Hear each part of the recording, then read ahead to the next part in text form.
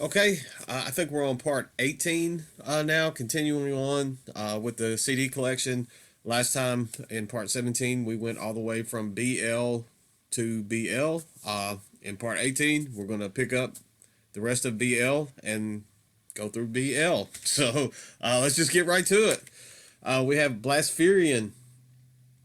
This is some Texas death metal.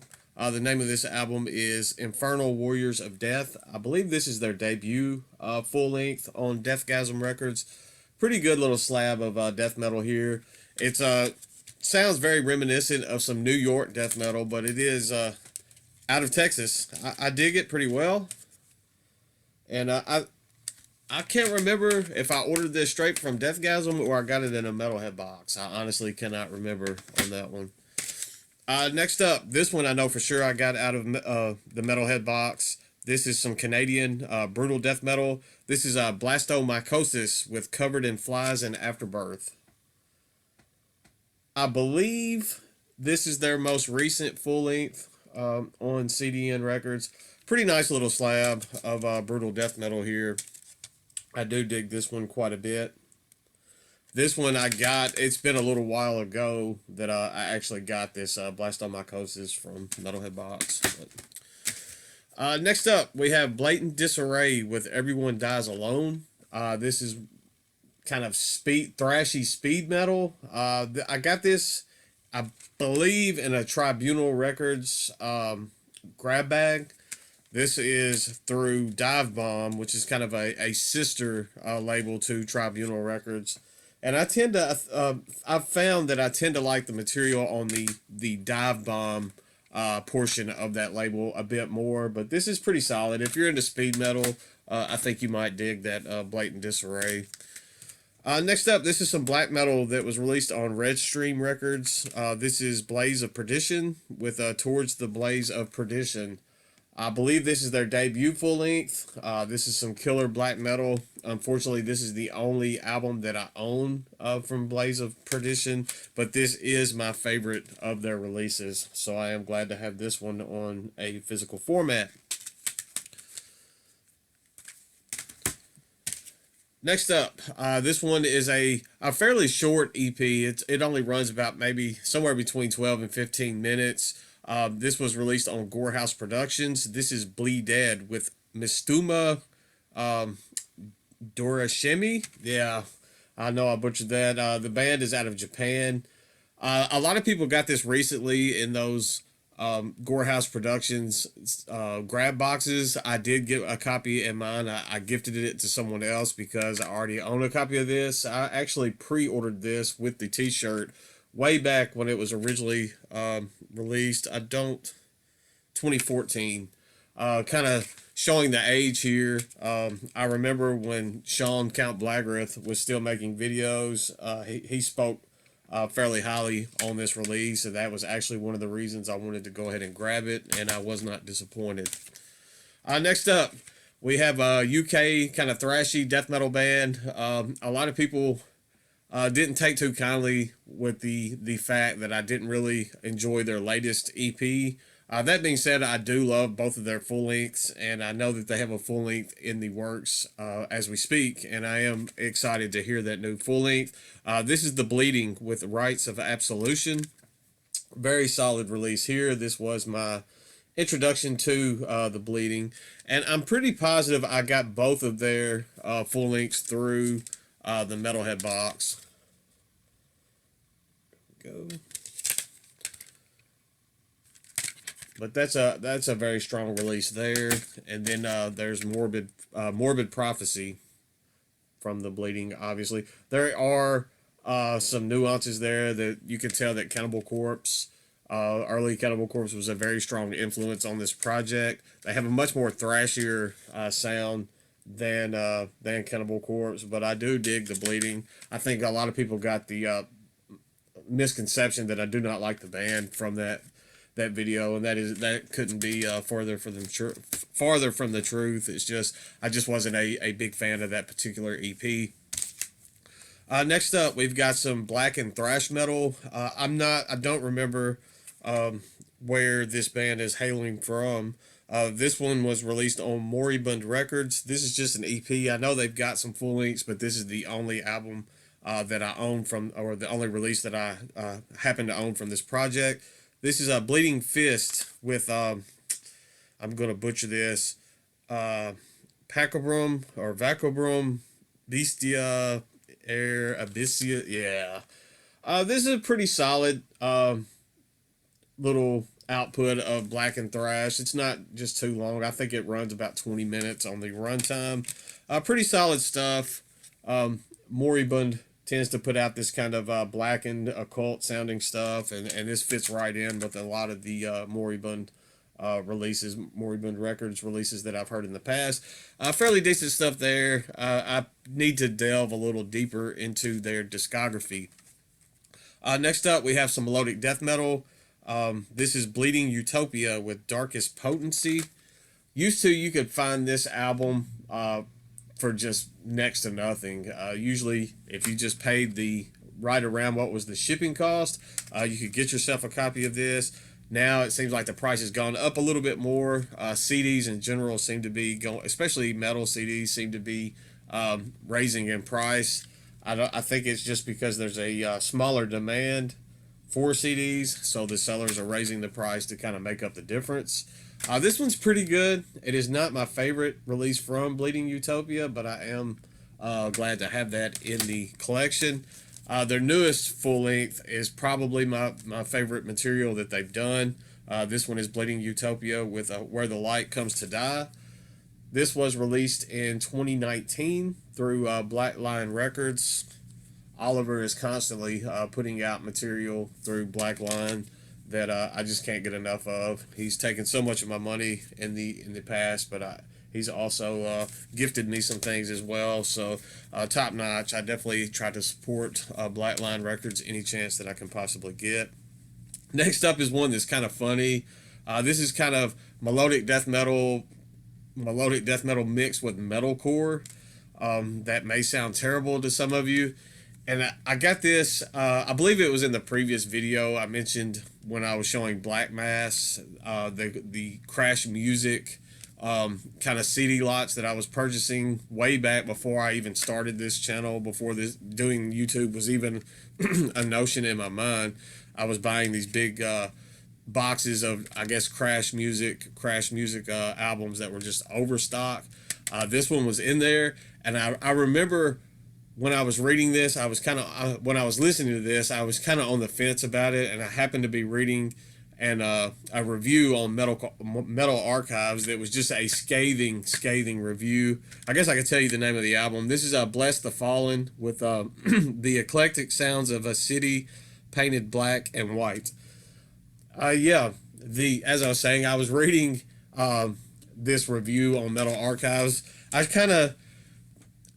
Metal Archives reviews I could just kind of take or leave. I don't really put much stock into them because there are just some bitter people that tend to do reviews. But the review for this, I think it got like a super low score. It may have been 0% if they could even do. Maybe it was 1%. I don't remember now. But I just remember it had a scathing review, and I thought it was hilarious because I wasn't just super big on that release to begin with, and honestly, I don't even know why that's still in the collection. Next up, we have some death grind, grindcore, nasty stuff. This is Blessed Slaughter and Inferior Concha on a split. I don't remember just a ton about this. I just remember it just being some nasty, fast-paced, filthy stuff. So, not going to spend just a whole lot of time on that one. Next up, this is another release that I got through Metalhead Box. This is some Canadian black metal. You get tons of Canadian bands through Metalhead Box. I'm not complaining at all because a lot of this stuff I may not have heard otherwise. This is Blight. This was a compilation released 2017 entitled The Teachings and Death Reborn. It has both of those outputs on there. It's only 7 tracks long, so it has kind of like the EP material on this. There was a full length that was released either last year or the year before that I need to get my hands on. But this was I remember this being a pretty solid release. This was released on Black Market Metal. I have found a ton of new to me stuff through Black Market Metal. As we go through all of these videos, you will see that label pop up fairly often. Next up, I try to keep albums sometimes in chronological order. These are not. They're just kind of in here. They're all Blind Guardian. First up, we have Blind Guardian with somewhere far beyond. I should have known that. This is my favorite Blind Guardian album. The Bard song is on this one. I know that one's way overplayed and that type stuff, but I mean, I'm just gonna be cliche, and that's the bells and whistles as far as Blind Guardian. That's kind of what I'm looking for, is that Bard song type feel. It's probably my favorite track from them. So that it just is what it is. Next up, I actually own 2 copies of this release. One is a remaster. Honestly, did not even know that I had 2 copies of this. I'm assuming that when I went to buy it, I checked my Discogs and I looked up the remaster. I guess I may have looked at barcode or something, and I just happened to miss that I have one already in my collection. This is Blind Guardian with Tales from the Twilight World.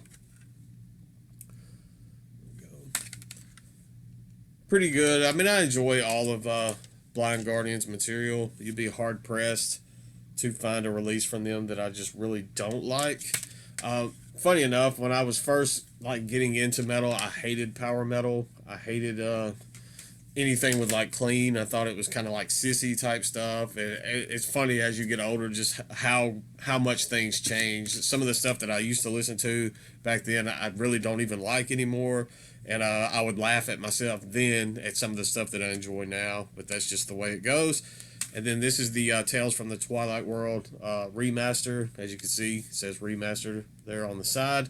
The disc has this like glossy, shiny look to it. I dig the look to the remaster quite a bit. At some point, I'm going to have to listen to these like side to side, like the original first and then the remastered, to pick up the differences and see which one I like better as far as the way the sound goes. Next up, I have the special edition from A Twist in the Myth, also from Blind Guardian. I do enjoy this album quite a bit as well. I think this one may be a remaster as well. I'm not quite sure, but I do enjoy that release. Next up, we got some more Blind Guardian as well. This is the remastered version of Imaginations from the Other Side. At one point in time, I did have an original. I'm not sure what happened to that original copy, but I am fine with having this remaster in my collection for now. Imaginations from the Other Side is the title track is one that also makes me just want to clench that fist and prop one leg up, and I don't know. If you know, if you know. If you don't know, then you don't know. The disc on this also has that kind of shiny look to it. I don't know how well the camera will pick that up, but it has the shiny kind of glossy look that the other remasters did. Next up, I have Blind Guardian with the Twilight Orchestra. This is Legacy of the Dark Lands. I actually have way more Blind Guardian in the collection than I realized until I started getting this stuff out to do this video. I do these little kind of Lord of the Rings marathons, not super often, but fairly often, more often than I probably should. And when I watch those movies back to back to back, it puts me into a mood where I'm ready to hear some Blind Guardian and something similar to that sound. Next up, I have the Blind Guardian EP, Another Stranger Me. This is one that you can generally find super cheap, just this little EP. This was released in 2007 on Nuclear Blast, and it has a video clip on it as well. But I know, like, secondhand, you can find copies of this for next to nothing. I think I got this for like $5 shipped when I ordered my copy. We've got another remaster. This is the Forgotten Tales by Blind Guardian. Go figure. And this one also has that shiny, glossy looking disc. I imagine the camera's probably, you can kind of see it with the light reflecting off of it there, but I really dig the way they did that. They didn't change a whole lot as far as the artwork goes between the originals and the remasters, and I'm fairly okay with that, especially if when it's albums that I don't already own, like the originals for. I don't mind the remasters and reissues looking pretty close to the originals. Now, when I'm being collector scum and I'm wanting to get more variants for the same album, then I like a little variety, something mixed up. Those remasters, I believe, have bonus tracks on them as well. That's all of the Blind Guardian. Moving on, this is one that I have not opened. I got this in the most recent Relapse grab bag. That may be the last Relapse Records grab bag that I pick up. There was quite a bit of stuff in there that I really just didn't care for. This one I haven't even listened to yet. It is the Bliss soundtrack. Obviously, I haven't listened to it because it's still in the cellophane, but I'll eventually get around to that. There's a good chance that when I do, it'll end up on Discogs for sale or something, just because I don't much care for it. Let's go back to early on in the channel. I did a giveaway for this CD. I did an album spotlight or EP spotlight for this. This is Blistering Defilement with Deviant Excavation. That was one of the giveaways that kind of bumped up my early subscriber count, so I am thankful for that. This is, I believe this one is the misprint versions on these EPs. As you can see on the back, it says Blistering Defilement instead of Blistering. So this was like the true first release. Pretty good, a little slab of brutal death metal there, and I kind of have a nostalgia. I have a special place for me just because early on in the channel, that was one of the first EPs that I really just remember spotlighting on this channel. Next up, we've got some, I believe this is some Danish black metal. This is Bloodfest with Legers Fald. I believe that's how you pronounce that. I ordered this from Redstream. It was released through Redstream. There was a time when I was ordering stuff from Redstream constantly. And this is pretty good. This is probably my favorite Bloodfest release. It is the only one that I do own, but it is also my favorite of their material that I've heard. So, next up, we've got Blood Duster with Fisting the Dead. This is early Blood Duster. This is in their grindcore / death metal heyday. You can see by all of those track listings there that you're definitely in for something fast-paced and grindy. This was released on Relapse. This is back when Relapse was putting out more kind of death grindcore, death metal type stuff before they evolved into this almost atmospheric, sludgy, predominantly type label. But I do dig this Blood Duster. This is probably the second or third time that I've had this in my possession. I wore out, I know, one copy where it got scratched from having it in the car. This one here is still in pretty good shape, so I am thankful for that. That band has kind of evolved their sound quite a bit, which leads me to the newest that I'm going to show. This is Blood Duster with Leiden Na, I believe is how you pronounce that. And this is them doing their Death and Roll. And man, this one is stellar. It's a 2-disc album, 2-disc set. And it has the Now Sound, Volume 1 and Volume 2. So I dig this quite a bit. I like the evolution of the band into this almost death and roll. I like the stuff, the way that they've gone with their sound. I guess it still has some kind of promo material in there,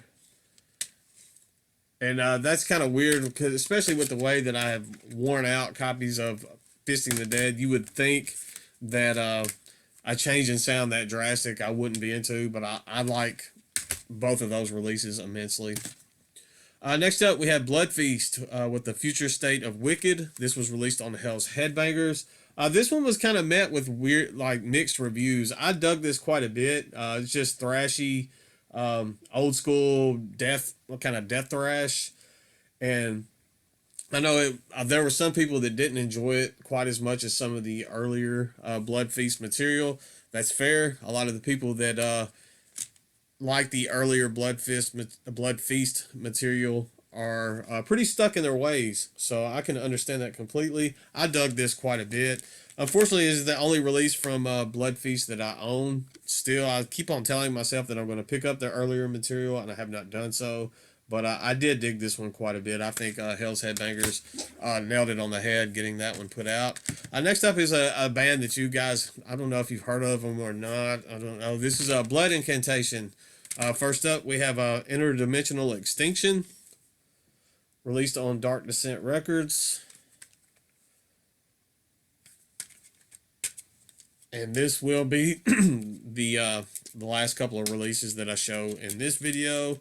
This is just the little 4-track. This was released back before a lot of people really knew who Blood Incantation were. And then we have Starspawn. I think this was the release that kind of catapulted them. This is when a lot of people really started to take notice. I bought both of these secondhand, and the person that I bought this from even kept the hype sticker and had it inside the case. So I mean, if they thought that much to keep it, I'm going to keep it around as well. There's the inside. I love some Blood Incantation. And the newest release I do own, but that will have to hit on the next section. I'm just pulling them out in sections on the shelf, and that one will fall into the next. So spoiler alert, when we start the next video, we'll still be on the BLs. But that's all for this one. I will try to get another one uploaded as soon as possible. As always, thank you guys for watching, and I will see you soon.